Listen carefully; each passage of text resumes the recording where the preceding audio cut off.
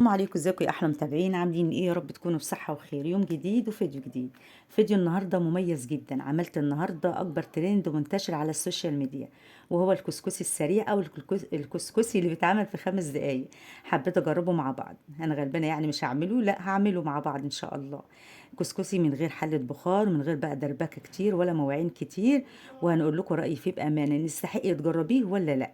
الكسكسي ده ما بياخدش يا ولاد 5 دقايق، يعني لو اول مره بتعمليه هيكون ناجح معاكي من اول مره.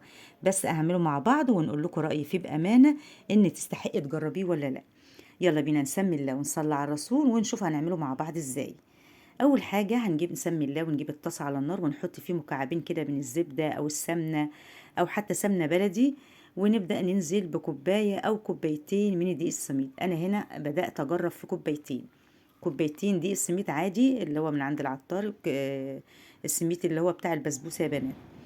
حطيت كوبايتين كده على مكعبين كبار من الزبدة، وحطيت رشة بسيطة من الملح، وهنبدأ نقلب زي ما انت شايفة كده. أهم حاجة ان السميد يتشبع كويس من المادة الدهنية اللي انت حطاها، سواء زبدة أو سمنة. يتغلغل كده جواه بالظبط كده زي ما انت شايفة كده. تمام. اول ما تحسي كده ان كل حبايه سميد اتشبعت من الزبده اهي، وسخن معانا كمان وريحته طلعت، في الوقت ده هنزل بكوبايتين من الميه السخنه. تمام. انت حطيتي كوبايتين دي سميد، يبقى تحط قصادهم بالظبط كوبايتين ميه سخنه بالشكل ده كده. الكوبايه اللي انت عايرتي بيها الدقيق السميد هي اللي هتحطي بيها بالظبط الميه. واول ما تحطي كده ما تقلقيش، هتلاقيه عجن معاكي مع التقليب المستمر، هتلاقيه فكت واحده واحده كده. تمام. اول بقى ما تعملي بقى الوصفه دي هتقولي لا ده الوصفه باظت وعجنت معايا، لا ما تقلقيش، طبعا النار بتكون وسط. النار بتكون وسط. ونقلب كده التقليب المستمر كده باي حاجه تكون جامده شويه زي المعلقه الخشب دي كده، مش هتنفع الاسباتوله معاكي، لان طبعا عايزه التقليب، وفي نفس الوقت وانتي بتقلبي بتحاولي تفككي كده. هي كده كده مع التقليب المستمر والسخونيه كمان على النار الوسط هتلاقيها فككت معاك.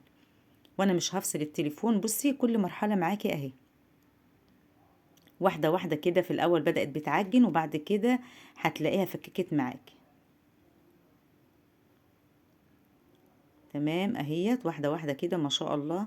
لو وصلتي بقى المقطع لحد دلوقتي متنسيش لايك وشير وكومنت حلو منكم كده. ولو اول مره بتشوفوا قناتي يا ريت تشرفيني وتضغطي على كلمه الاشتراك اللي باللون الاحمر اللي تحت الفيديو، عشان لما انزل اي فيديو جديد يجيلك اشعار بيه ان شاء الله، وتكوني كمان اول واحده شفتيه. شفت يا بنات بدات تفكك معايا واحده واحده ازاي؟ ما خدتش معانا وقت خالص، كسكسي سريع من غير بقى حلة بخار، ومن غير بقى دربكة كتير ولا مواعين، ولا بقى تيجي تردي الكسكسي تاني وتقعدي ترديه. لا بصي زي ما انت شفتي كده اهي، شايفين؟ بتتفكك معايا واحدة واحدة اهي بالظبط كده. شايفين مفرفرة ازاي؟ ولا انتوا بتقولوا عليها مفلفلة؟ مفرفرة او مفلفلة. تعالي بقى نحطها في طبق التقديم اهي بتاعنا، وتعالوا ندوقه بقى واقول لكم رأيي بصراحة. هو عامة كده الشكل كويس والملمس كمان كويس. تعال بقى نشوف الطعم.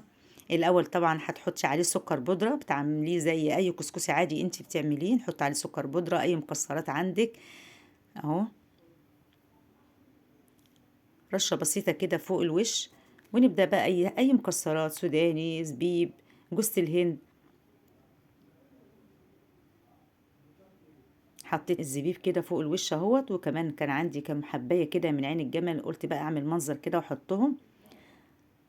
وتعالي بقى ندوق الطبق الجميل ده اللي ما خدش 5 دقايق ولا خد حتى، زي ما انت شفتوا بياخد ساعات وساعات معانا الكسكسي بتاعنا العادي. تعالي بقى نجيب المعلقه بقى. بصي كشكل جميل وكملمس حلو جدا.